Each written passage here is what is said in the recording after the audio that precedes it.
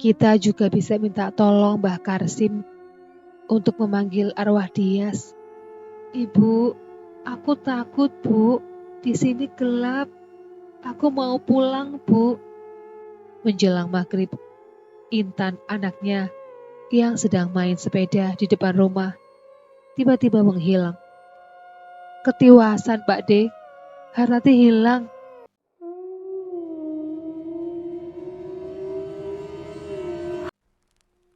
Assalamualaikum warahmatullahi wabarakatuh.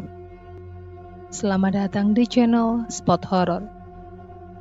Di video kali ini, aku akan membagikan sebuah cerita horor tentang seorang ibu yang kehilangan anaknya. Semarang, tahun 2004. Hartati melangkah tergesa-gesa menuju pintu keluar bandara. Sesampainya di luar, dia dengan gelisah melihat ke sekeliling area penjemputan. Matanya sibuk mencari sesuatu. Bu Hartati, terdengar suara sayup-sayup memanggilnya di antara deretan mobil penjemput. Hartati melambaikan tangannya, kemudian bergegas menghampiri pria yang memanggilnya. Ayo Pak Dedi, kita langsung berangkat, pinta Hartati pada pria itu. Tak lama mobil pun bergerak pergi. Hartati yang duduk di belakang supir nampak sibuk menelpon seseorang. Tapi baru beberapa saat dia bicara di telepon, tangisnya pun pecah. Ya Allah, Dias, ya Allah. Dia menangis tak terkendali.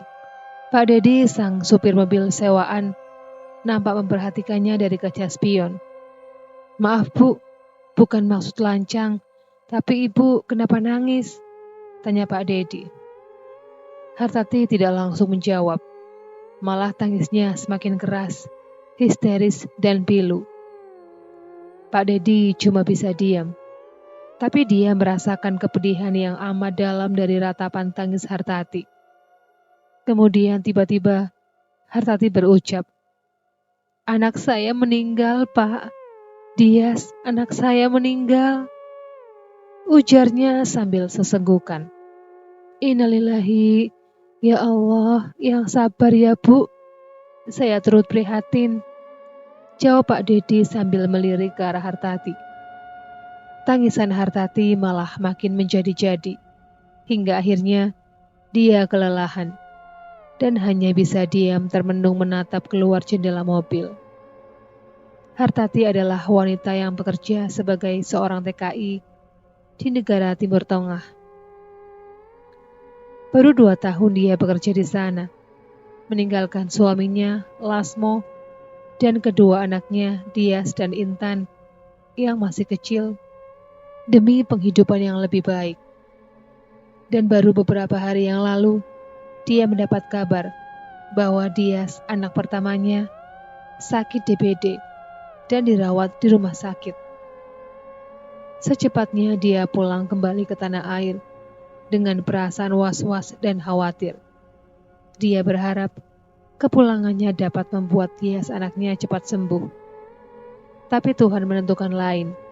Dias menghembuskan nafas terakhir sebelum sempat bertemu dengan ibunya.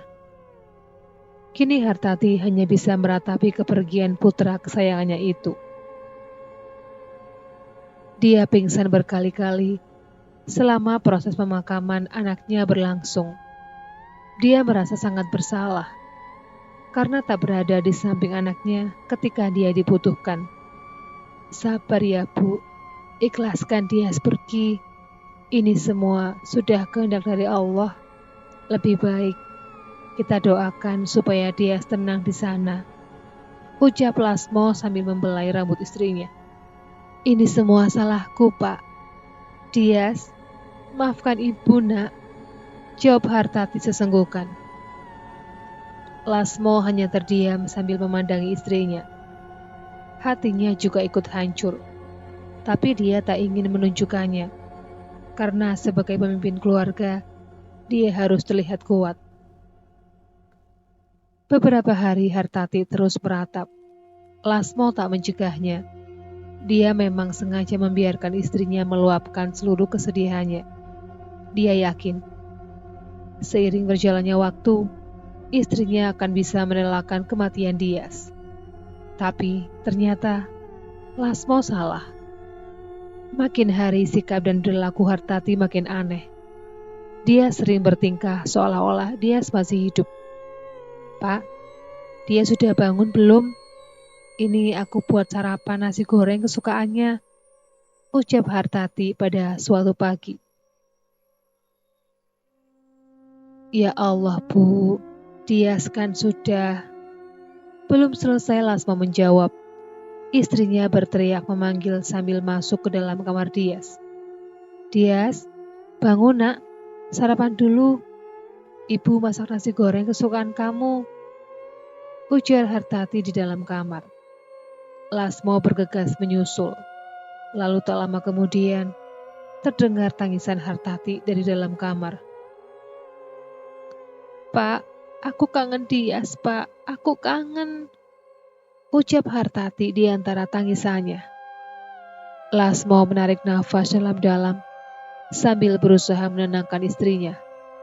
"Iya, Bu, aku juga kangen.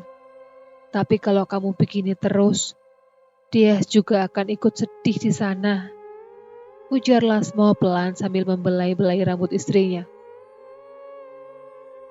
"Aku cuma pengen ketemu dia sekali lagi, Pak. Aku mau minta maaf. Aku salah, Pak," jawab Hartati sambil meratap pilu. Dan begitulah selama beberapa hari. Kejadian seperti itu terus berulang. Hingga akhirnya Hartati jatuh sakit. Dalam sakitnya dia sering mengigau memanggil-manggil nama Dias. Lasmo sangat sedih dengan kondisi yang dialami istrinya itu. Dokter puskesmas mengatakan kalau sebenarnya fisik Hartati tak mengalami masalah, tapi mentalnya kini dalam keadaan labil. Bila tidak segera mendapatkan bantuan, jiwa Hartati bisa terganggu. Lasmo cuma bisa termenung. Dia tahu bahwa istrinya butuh pertolongan segera. Tapi membawa istrinya ke seorang psikiater membutuhkan waktu dan biaya yang lumayan besar untuk ukuran dirinya yang hanya petani biasa. "Bagaimana keadaan istrimu, Mo?" tanya Pak De Sumirat, pamannya yang sore itu datang berkunjung ke rumah Lasmo. "Ya begitulah Pak De. Setiap hari kerjanya cuma melamun dan menangis. Dia belum bisa mengikhlaskan Dias pergi," jawab Lasmo pelan sambil menghisap sebatang rokok di tangannya. "Lah terus, kerjaannya gimana? Kapan dia balik ke Arab lagi?" tanya Pak De Sumirat. "Nggak tahu Pak De, tapi kemarin majikannya telepon. Sepertinya Hartati diberikan dispensasi khusus sampai kondisinya benar-benar pulih," jawab Lasmo. Pak De Sumirat manggut-manggut, kemudian dia bertanya, "Lalu sudah kamu bawa berobat kemana?" ucapnya singkat. "Kemarin sudah ke puskesmas, tapi dokter bilang Hartati harus dibawa ke psikiater di kota. Lah aku duit dari mana?" jawab Lasmo memelas. "Sepertinya istrimu merasa sangat bersalah atas meninggalnya Dias. Pasti sangat berat buat dia untuk memaafkan dirinya sendiri," ujar Pak De Sumirat dengan nada bijak. "Betul Pak De, sudah berkali-kali aku nasihati dan kasih pengertian, tapi kerinduannya kepada dia sangat dalam. Itu yang membuat situasi makin sulit," jawab Lasmo panjang lebar. "Kamu yang sabar ya Mo. Mudah-mudahan Hartati baik saja." Pak De Sumirat mencoba menenangkan. Selang beberapa hari kemudian, kondisi Hartati mulai pulih. Lasmo sangat senang. Apalagi istrinya itu sudah tak pernah menangis lagi. Sepertinya kondisi mental istrinya mulai stabil. Tapi sekali lagi, Dugaan Lasmo meleset. Dia terkejut ketika suatu hari istrinya menyampaikan suatu permintaan yang cukup aneh. "Pak, aku mau kita pergi ke tempat Mbah Karsim," ucap Hartati pada suatu hari. "Lah, mau apa ke sana, Bu?" jawab Lasmo terheran-heran. "Kamu ingat nggak waktu anaknya Juragan Slamet dibunuh orang? Nah, dia minta bantuan Mbah Karsim untuk memanggil arwah anaknya agar bisa tahu siapa yang telah membunuhnya." Jelas Hartati panjang lebar. Lasmo makin bingung. Lalu Hartati kembali menjelaskan, "Kita juga bisa minta tolong Mbah Karsim untuk memanggil arwah Dias. Dengan begitu, kita bisa bertemu, melepas kangen, dan meminta maaf." "Oalah, jangan ngawur, Bu. Nggak bener itu. Aku nggak mau," jawab Lasmo tegas. Mendengar jawaban Lasmo, Hartati malah menangis. Langsung masuk ke dalam kamar. Lasmo jadi serba salah. Di satu sisi, dia paling enggan berurusan dengan hal-hal gaib. Namun di sisi lain, dia tak ingin mengecewakan istrinya. Akhirnya setelah melalui beberapa pertimbangan, Lasmo ambil keputusan. "Baiklah, Bu, aku mau. Tapi untuk kali ini saja," ucap Lasmo. Hartati berhenti menangis. Dia amat gembira usulannya disetujui oleh suaminya itu. Keesokan harinya, Hartati dan Lasmo pergi ke tempat Mbah Karsim. Mbah Karsim adalah seorang paranormal yang tinggal di desa sebelah. Rumahnya tepat berada di tepi Alas Gareng, sebuah hutan kecil yang terkenal angker. Singkat cerita, kini Lasmo dan Hartati telah duduk berhadap-hadapan dengan Mbah Karsim. "Jadi begitu, Mbah. Saya minta tolong supaya bisa bertemu Dias," pinta Hartati kepada Mbah Karsim. Mbah Karsim manggut-manggut pelan.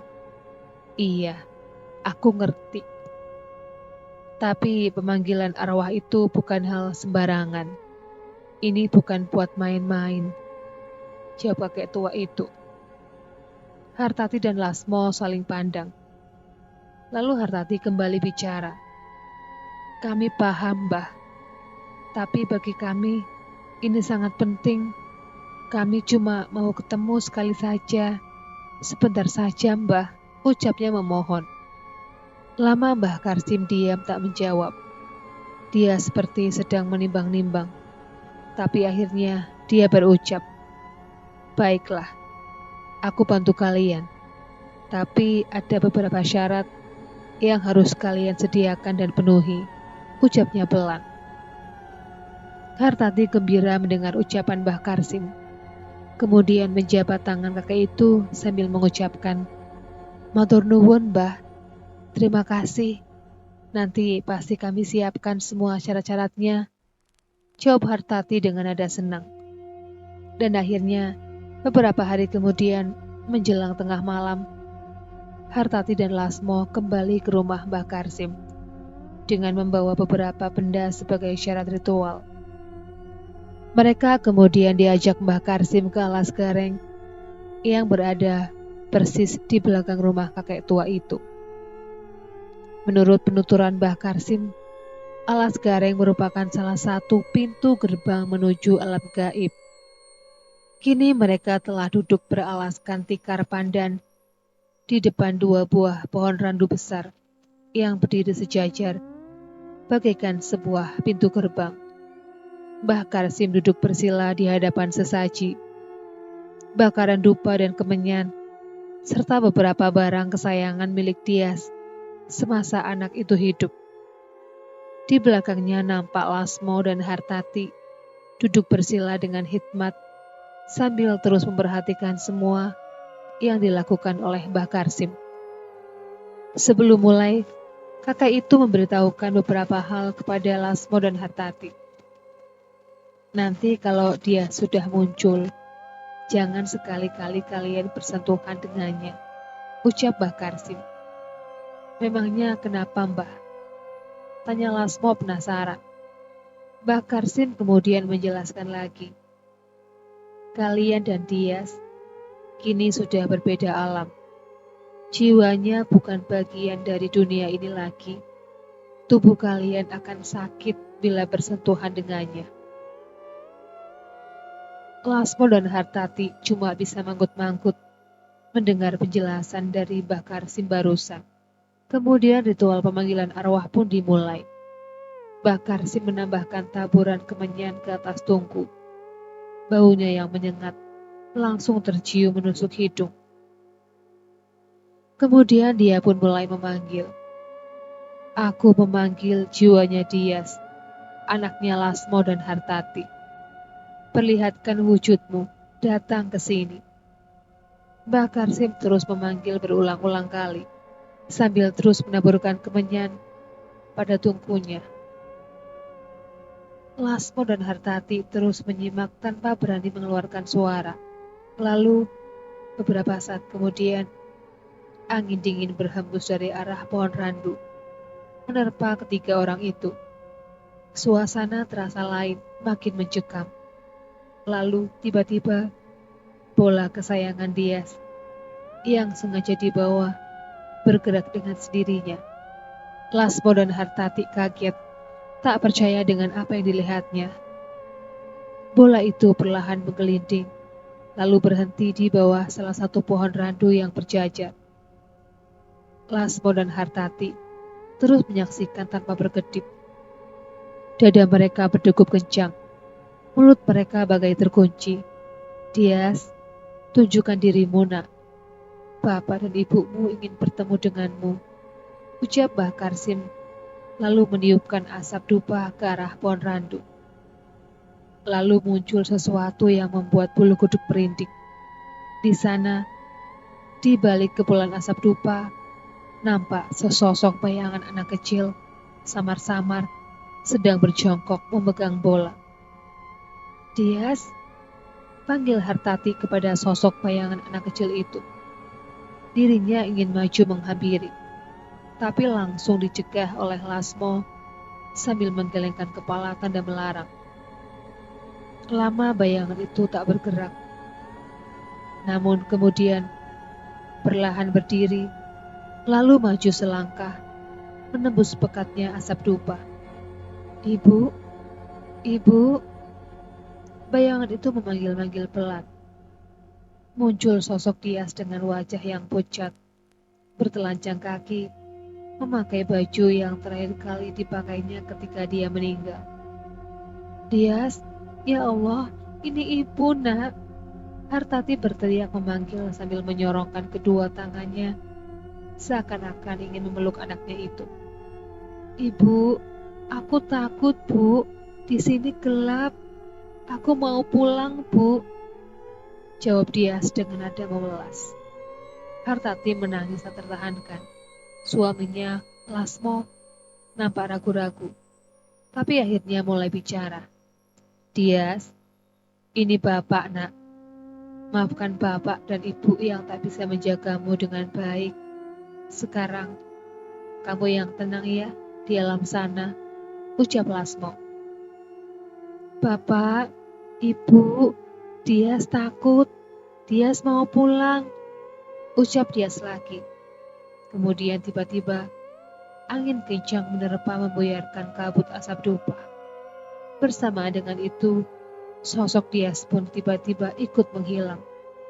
Dias! Hartati menjerit histeris melihat bayangan anaknya ikut hilang tersapu angin. Lalu dia berlari menuju ke tempat di mana tadi Dias berdiri. Dia berputar-putar kebingungan, mencari-cari di antara kedua pohon randu yang berdiri angker. Tapi tak ditemukan sosok bayangan anaknya yang telah hilang entah kemana. Lalu dia duduk bersimpuh, menangis sambil menutupi wajah dengan kedua tangannya. Sudahlah, Bu. Keinginan kita untuk ketemu dia sudah tercapai. Sekarang, aku harap kamu bisa tenang dan ikhlaskan anak kita pergi. Ucap Lasmo lalu membantu istrinya berdiri. Iya Pak, tapi aku masih kangen, jawab Hartati. Iya, aku ngerti. Aku juga kangen. Tapi ini sudah takdirnya. Sekarang, ayo kita pulang, ucap Lasmo. Hartati berharap itu tadi sudah cukup untuk mengobati rasa kangen pada anakmu. Sekarang, semua sudah selesai. Lebih baik kita semua pulang, ucap Mbah Karsim. Dan memang setelah malam itu, kondisi Hartati semakin membaik. Pertemuannya dengan arwah dia tempo hari, rupanya sedikit banyak telah mengobati kerinduannya. Hingga pada suatu malam, dia mendengar suara dari dalam kamar Dias. Suara seperti sesuatu yang membentur-bentur dinding kamar.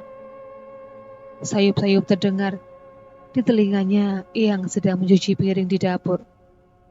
Karena penasaran, dia lalu datang mendekat. Rumah nampak sepi.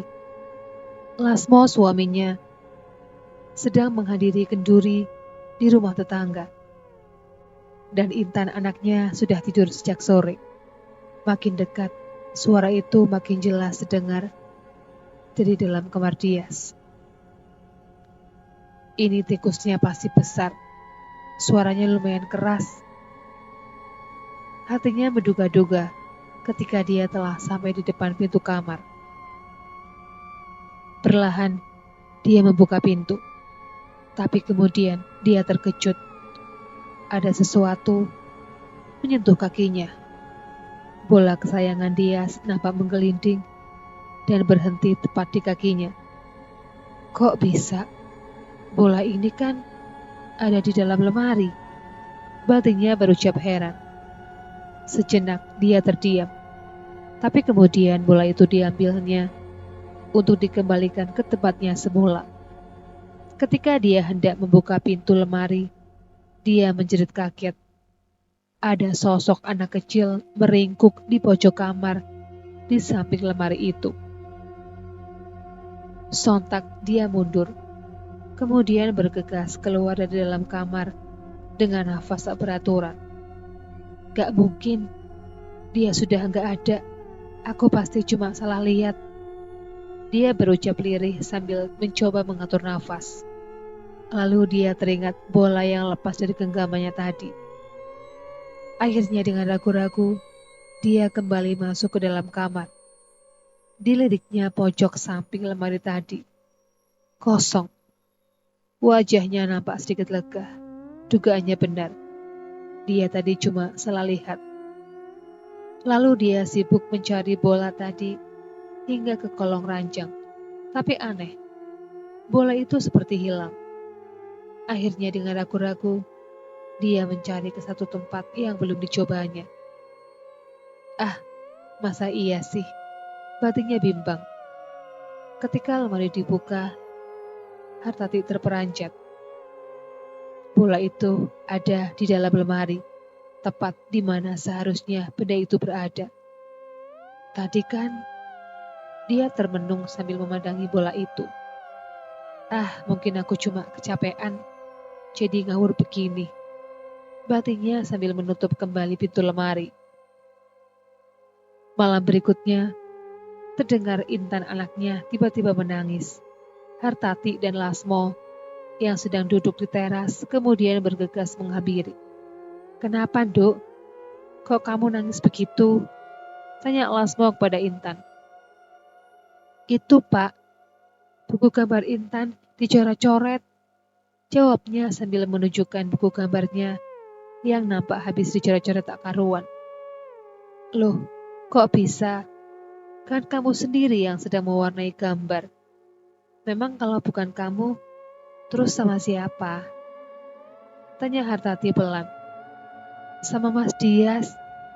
Jawab bocah berusia 5 tahun itu sambil terus menangis.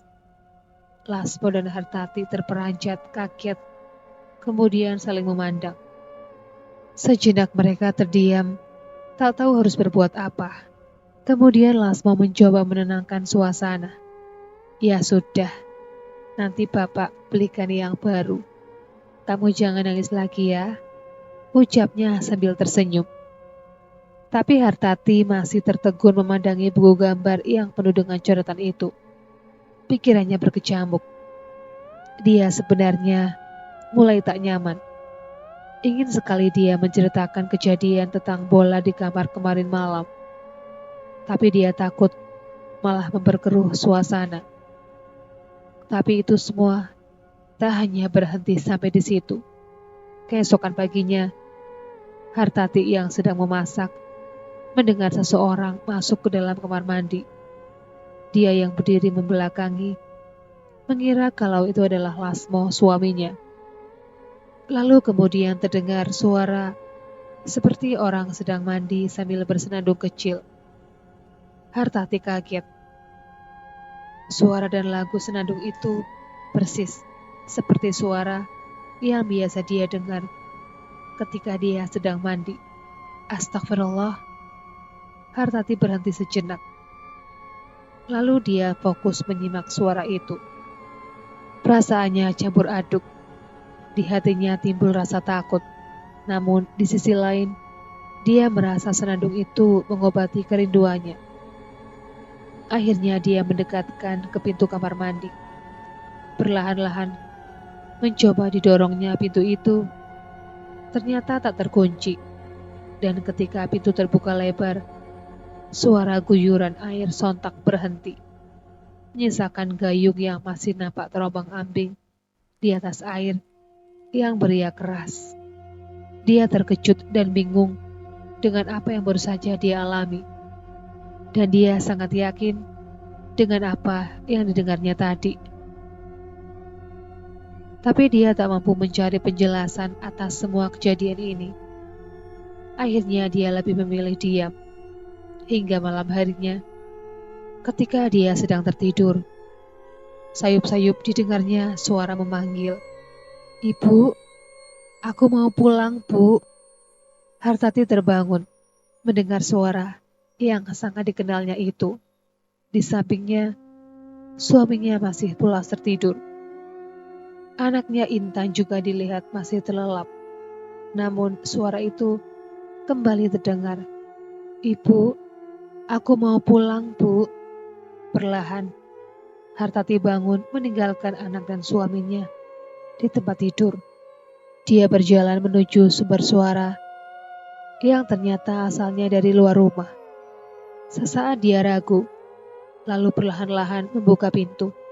Kemudian dia tertegun melihat apa yang ada di luar sana. Dias berdiri di halaman rumah di tengah gelapnya malam. Wajahnya pucat, bertelanjang kaki, menatap ke arahnya dengan pandangan kosong. "Dias," panggil Hartati dengan lirih. Kemudian perlahan melangkah keluar. Tapi tiba-tiba sosok Dias berbalik badan dan melangkah pergi. Hartati terkejut, lalu berusaha mengejar sambil terus memanggil-manggil nama Dias. Tapi baru beberapa langkah saja, tiba-tiba pundaknya ditepuk dari belakang. "Bu, kamu ngapain di sini?" Lasmo, suaminya, yang tiba-tiba sudah ada di belakangnya. Hartati terkejut, sedikit gugup. Dia ingin menceritakan apa yang barusan dilihatnya. Tapi dia takut suaminya tak percaya. "Itu, Pak, tadi ku dengar ada suara binatang mau ganggu ayam-ayam kita," jawab Hartati sekenanya, berharap suaminya tak curiga. "Oh, ya sudah, nanti biar aku yang periksa.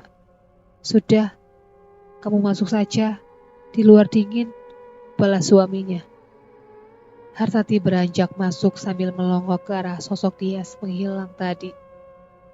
Tapi tak ada apa-apa di sana, selain gelapnya malam yang semakin pekat. Di beberapa hari berikutnya, sempat tak ada lagi kejadian-kejadian aneh yang menimpa diri Hartati dan keluarganya. Dia sedikit tenang, tapi juga rindu dengan semua kejadian itu. yang malah mampu membangkitkan sejumlah kenangan. Diam-diam, dia sangat yakin kalau semua peristiwa itu adalah sebuah tanda dari kehadiran sosok Dias anaknya. Hingga pada suatu hari menjelang maghrib, Intan anaknya yang sedang main sepeda di depan rumah tiba-tiba menghilang. Hartati yang sejak tadi sibuk di dalam rumah nampak terkejut dan panik mengetahui Intan sudah tidak ada lagi di tempatnya. Akhirnya dia dan Lasmo, suaminya, bergegas mencari ke sekitar rumah dengan perasaan panik. Tapi mereka tetap tak bisa menemukan anak itu. Lalu dalam situasi kebingungan, tiba-tiba dari kejauhan datang seorang tetangganya sambil menggendong Intan. "Ya Allah, Mas Jarot, ketemu sama Intan di mana?" tanya Hartati menyambut kedatangan keduanya. "Ini tadi saya sedang cari rumput di alas gareng. Lalu saya lihat Intan sedang main-main sendirian dekat pohon randu besar. Langsung saya ajak pulang," jawab Mas Jarot. Lasmo dan Hartati kaget mendengar penjelasan Mas Jarot barusan. Sangat tak masuk akal. Intan hilang baru beberapa saat saja, sedangkan jarak antara rumah mereka dengan alas gareng cukup jauh. "Intan, kamu kok bisa sampai sana, Nak?" tanya Hartati menyelidik. Intan menjawab dengan jawaban yang membuat semua orang terdiam. "Diajak sama Mas Dias." Hartati memandang ke arah suaminya, kemudian berucap lirih. "Pak, Dias Pak," ucapnya pelan. "His, jangan ngaco kamu," balas Lasmo sedikit sewot. "Ya sudah Mas Jarot, terima kasih ya," ucap Lasmo sengaja mengalihkan pembicaraan. Kemudian bergegas mengajak Intan masuk ke dalam rumah. Hartati mengikuti dari belakang, tapi dalam hatinya dia yakin sosok dia telah hadir kembali dalam kehidupan mereka. Hari berikutnya, nampak Lasmo sedang duduk berbincang dengan Pak D. Sumirat di teras rumah. "Bagaimana keadaan istrimu sekarang, Mo?" tanyanya sambil menghirup kopi dari gelasnya. "Alhamdulillah Pak D, sekarang sudah normal," jawab Lasmo. "Syukurlah, mudah-mudahan seterusnya dia akan baik-baik saja dan bisa segera kembali berangkat kerja," sambung Pak D. Sumirat lagi. Tapi wajah Lasmo tampak murung, seperti ada sesuatu yang mengganggu pikirannya, dan semua itu tak luput dari perhatian Pak D. Sumirat yang duduk tepat di hadapannya. "Kamu kenapa, Mo? Kok sepertinya ada yang sedang kamu pikirkan?" tanya Pak D. Lasmo menarik nafas dalam-dalam. Kemudian dia mulai bicara. "Akhir-akhir ini kami sering mengalami kejadian-kejadian aneh, Pak D. Dan itu sangat mengganggu pikiranku," jawab Lasmo memelas. "Maksudmu aneh bagaimana?" tanya Pak D. Sumirat penasaran. Lalu kemudian Lasmo menceritakan tentang semua kejadian yang dialami keluarganya. Tentang buku Intan yang dicoret-coret, tentang Intan yang hilang dan ditemukan di alas gareng, juga tentang istrinya yang malam-malam keluar karena merasa ada yang memanggil. Ternyata malam itu ketika istrinya keluar, dia juga sayup-sayup mendengar suara itu. Diam-diam, dia ikuti istrinya sampai keluar, dan dia juga melihat sosok dia berdiri di luar sana. "Ini mesti ada yang gak beres, Mo. Pasti ada yang salah," ucap Pak D. Sumirat sesaat setelah Lasmo selesai bercerita. "Nah, itu dia Pak D. Aku sampai punya pikiran, jangan-jangan itu benar dia yang kembali ke rumah itu. Aku jadi bingung," balas Lasmo dengan nada lesu. "Ya nggak mungkin toh, Mo. Mana ada orang yang sudah meninggal bisa hidup kembali. Ini mesti ada yang salah, ucap adanya membantah. Sebenarnya Lasmo ingin menceritakan tentang ritual pemanggilan arwah yang dilakukan dia dan istrinya, tapi tak berani. Dia takut padanya marah. Karena Pade Sumirat dikenal sangat religius, seorang jebolan pesantren, dan memiliki ilmu agama yang cukup tinggi. Pade Sumirat sebenarnya juga dianugerahi indera keenam yang peka, tapi dia selalu menyembunyikan kemampuannya karena dia anggap itu hal biasa yang tak perlu diumbar. Lasmo cuma bisa diam sambil mengisap rokoknya dalam-dalam, sambil matanya menerawang jauh.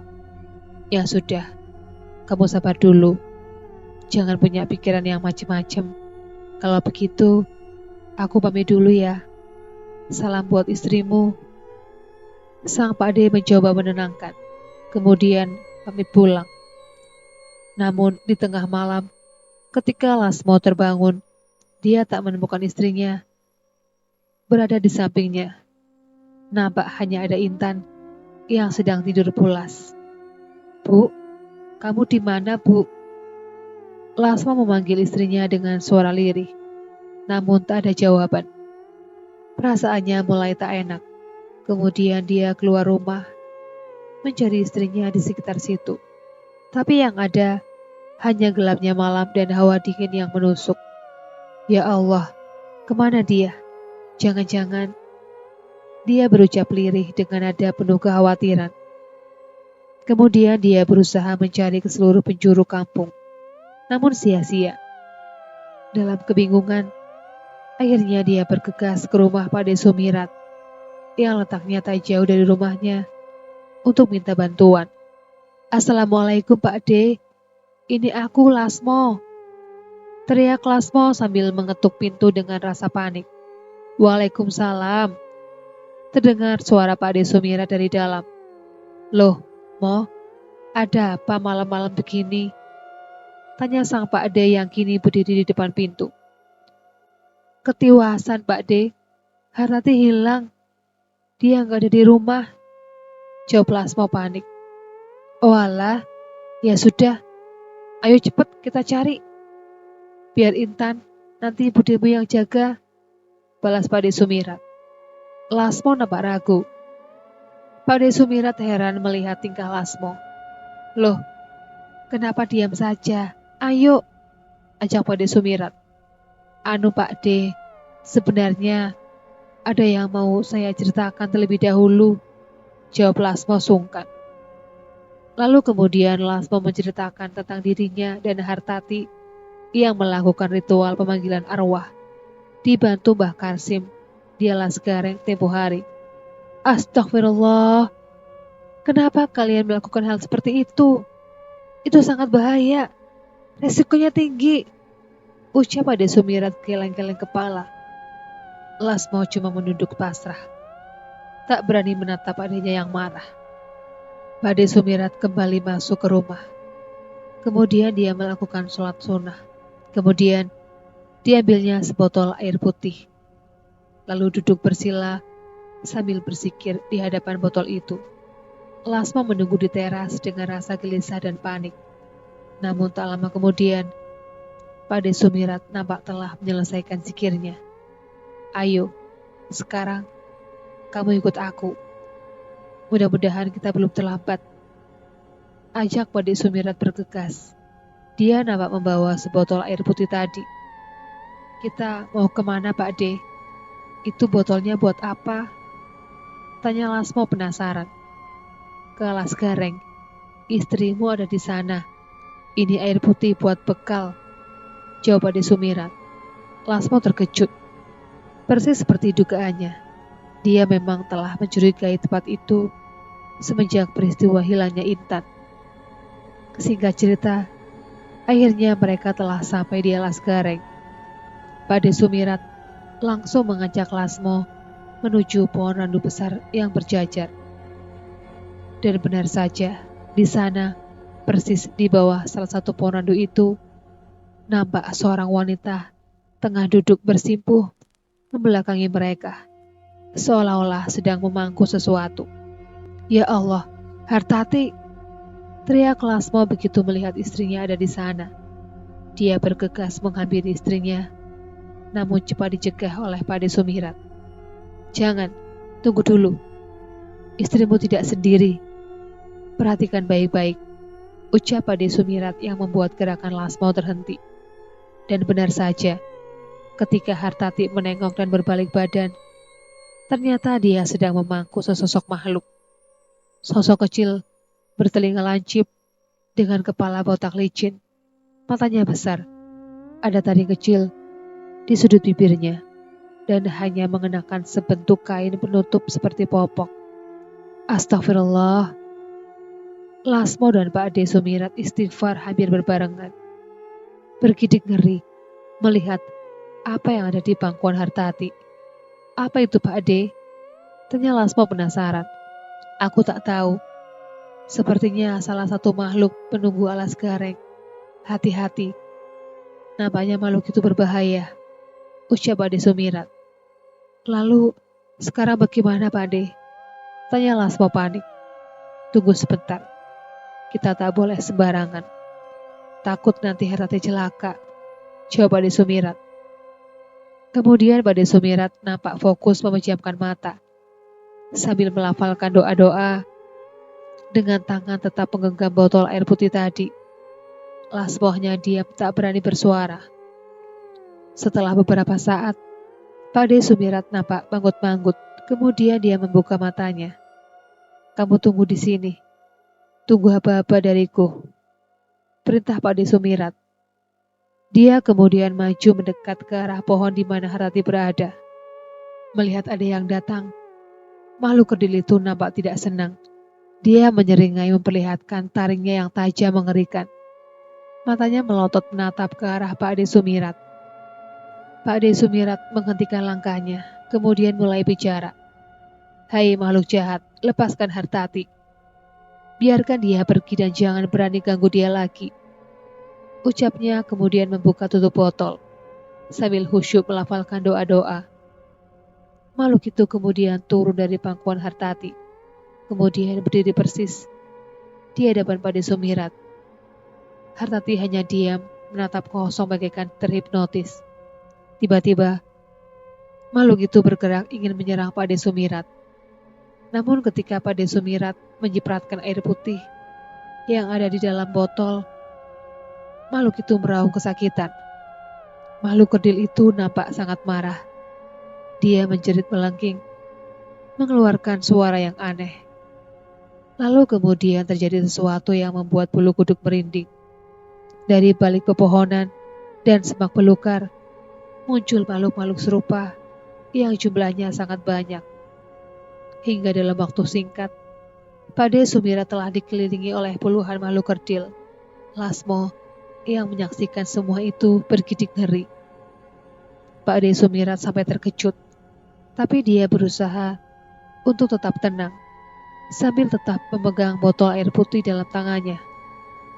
Makhluk-makhluk itu perlahan mendekat, seolah-olah siap menerkam dan mengoyak dengan taringnya yang tajam. Pak Ade Sumirat tetap diam, dirinya seperti sengaja menunggu.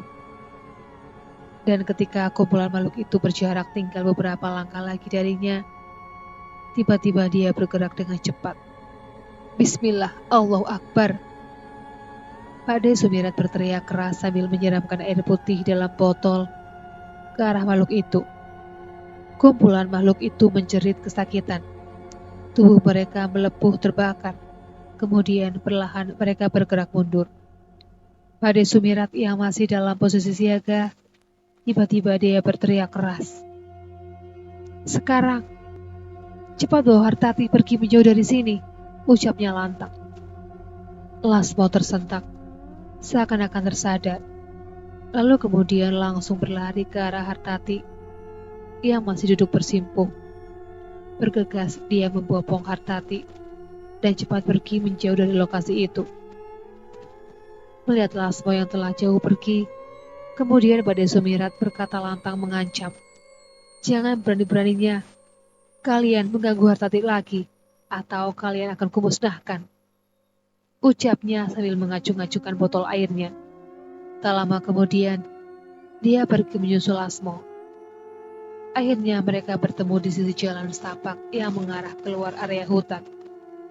Ayo, sekarang kita bawa istrimu pulang, ucap Ade Sumirat kepada Lasmo yang sedang membopong istrinya. Singkat cerita, kini mereka telah sampai di rumah Lasmo. Kemudian dia cepat masuk, lalu bergegas merebahkan istrinya di kamar.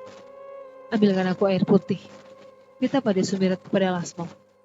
Lalu Lasmo ke dapur, kemudian kembali sambil membawa apa yang diminta Pak D. Pak D Sumirat lalu komat kamit membaca sesuatu di bibir gelas air putih. Kemudian dicipratkan ke wajah Hartati yang sejak tadi masih menatap kosong terhipnotis. Tak lama berselang, wanita itu tersentak seakan sadar. Kemudian tiba-tiba dia menjerit sambil berkata, "Dias, mana Dias? Di mana anakku?" Ucapnya seperti orang yang kebingungan. Lasmo bergegas menghampiri dan merangkul istrinya, yang masih nampak kebingungan. "Pak, Dias di mana, Pak? Tadi dia ada di pangkuanku, Pak. Tadi dia ada di sini." Ucapnya seperti orang panik. Pak De Sumirat tak tinggal diam.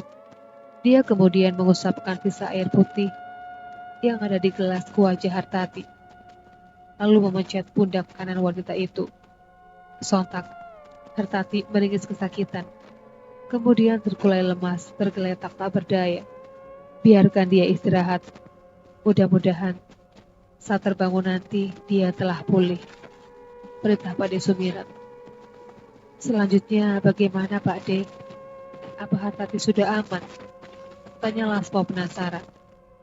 Untuk malam ini, dia aman. Nanti aku akan bagari rumah kalian, agar tak ada lagi yang bisa mengganggu, jawab Ade Sumirat. Itu tadi, makhluk apa Pak De? Ucap Lasmo yang masih gemetaran. Pak De Sumirat tak langsung menjawab. Dia seperti sedang fokus merasakan sesuatu. Lalu kemudian, baru dia menjelaskan panjang lebar. Itu tadi sepertinya makhluk-makhluk peliharaan untuk pesugihan. Mereka yang biasanya dipelihara seseorang untuk mendapatkan kekayaan, ucap Ade Sumirat. Apakah mereka yang disebut tuyul, Pak De? Tanya Lasmo lagi penasaran. Ya, mungkin semacam itu. Makhluk itu yang biasanya minta disusui oleh orang yang memeliharanya sebagai imbalan atas harta yang diberikan. Jelas Pak De Sumirat lagi. Tapi yang ini sangat berbahaya karena punya kemampuan untuk memperdaya manusia yang lemah iman. Tambah Pak De Sumirat. Lasmo nampak manggut-manggut. Lalu kenapa mereka incar Hartati? Tanya Lasmo lagi. Pak De Sumirat menarik nafas dalam-dalam. Dia nampak diam sebentar. Lalu kemudian kembali menjelaskan. Tadi ketika di hutan, aku mendapat petunjuk. Rupanya makhluk-makhluk itu terlantar tidak ada yang memelihara. Karena sang dukun tak sanggup memberi mereka makan. Akhirnya sengaja dibuang ke alas gareng. Jadi yang waktu itu muncul bukan Dias? Tanya Lasmo kebingungan. Bukan. Kalian telah terkena tipu daya dari makhluk jahanam itu, jawab Ade Sumirat. Makhluk itu memanfaatkan kelemahan istrimu yang sedang sedih dan sangat kehilangan Dias. Untung saja kita cepat menolong, karena kalau sampai terlambat, Pak De Sumirat tak meneruskan ucapannya, dan itu membuat Lasmo makin penasaran. Memang kenapa kalau sampai terlambat Pak De? Tanya Lasmo tak sabaran. Istrimu bisa mati. Coba kau bayangkan saja, istrimu dipaksa menyusui segitu banyak makhluk-makhluk jahanam itu, jawab Ade Sumirat. Dan asal kamu tahu, yang mereka hisap itu bukan air susu, tapi darah, ucapnya menambahkan. Lasmo bergidik ngeri mendengar penjelasan dari Pak D-nya itu. Akhirnya setelah beberapa saat kemudian, Pak De Sumirat pun pamit pulang. Keesokan harinya, Hartati diruqyah oleh Pade Sumirat untuk membersihkan sisa-sisa dari pengaruh makhluk itu. Wanita itu nampak terpukul mendengar penjelasan dari Pade Sumirat tentang apa yang sebenarnya telah menimpa dirinya. Hartati sedikit menyesal karena kesedihannya yang berlebihan dan tak mampu mengontrol diri hampir mendatangkan malapetaka bagi dirinya dan keluarganya. Kini Hartati telah menyadari kekeliruannya dan mencoba untuk mengikhlaskan kepergian Dias dan lebih rajin beribadah. Akhirnya segalanya kembali normal. Hartati memutuskan untuk berhenti bekerja dan membuka usaha kecil-kecilan bermodalkan hasil jerih payahnya selama 2 tahun menjadi TKI. Selang 2 tahun kemudian, Lasmo dan Hartati kembali dianugerahi seorang anak laki-laki, dan mereka hidup tenang sebagai keluarga yang utuh. Demikianlah pengalaman yang sangat mengerikan ketika mereka diganggu oleh makhluk halus. Sekian dulu video kali ini, jumpa lagi di video berikutnya. Assalamualaikum warahmatullahi wabarakatuh.